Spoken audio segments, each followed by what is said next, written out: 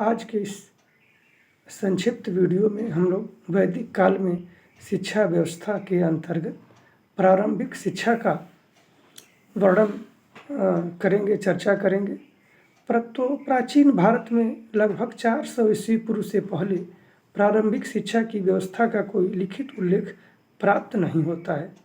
उस समय बालकों की प्रारंभिक शिक्षा घरों में दी जाती थी। जब बालक 5 वर्ष का हो जाता था तब उसकी प्रारंभिक शिक्षा का आरंभ विद्यारंभ संस्कार से होता था। यह संस्कार कुल पुरोहित द्वारा संपन्न कराया जाता था, जिसमें बालक को स्नान कराकर नवीन वस्त्र पहनाए जाते थे और कुल पुरोहित के समक्ष बैठाया जाता था। कुल पुरोहित नए कपड़े बिछाकर उस पर चावल बिछा देता था। तत्पश्चात वेद मंत्रों द्वारा देवताओं की पूजा अर्चना की जाती थी। इसके उपरांत बालक की उंगली पकड़कर बिछे हुए चावल में अक्षर बनाना सिखाया जाता था। यहीं से बालक की नियमित प्रारंभिक शिक्षा आरंभ हो जाती थी और सभी वर्ग के लोग अपने अपने विधि विधानों से बालकों को प्रारंभिक शिक्षा प्रदान करते थे। क्योंकि भारत में जो उच्च शिक्षा की उत्कृष्ट व्यवस्था मिलती है, सहज ही अनुमान लगाया जा सकता है कि प्रारंभिक शिक्षा की व्यवस्था सभी वर्गों में अच्छी रही होगी।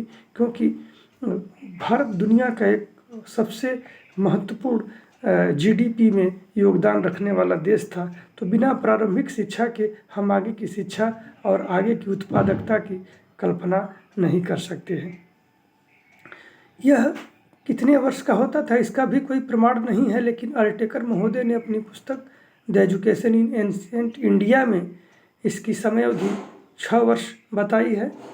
और इसमें बालक को घर में ही बड़े भाई बहन, विशेष रूप से माताएं, दादा दादी, नाना नानी पढ़ने लिखने का ज्ञान प्रदान करते थे। उन्हें वैदिक मंत्रों का उच्चारण करना, उन्हें कंठस्थ करना सिखाया जाता था और फिर उन्हें प्रारंभिक भाषा का ज्ञान, प्रारंभिक व्याकरण, छंदशास्त्र, व्यवहारिक गणित इत्यादि की शिक्षा कथा कहानियों के माध्यम से प्रदान की जाती थी और बालक की कल्पना शक्ति एवं उच्च नैतिकता के विकास को काफ़ी महत्व दिया जाता था, जो कि सभी तरह के विकास के आधार के रूप में कार्य करती है।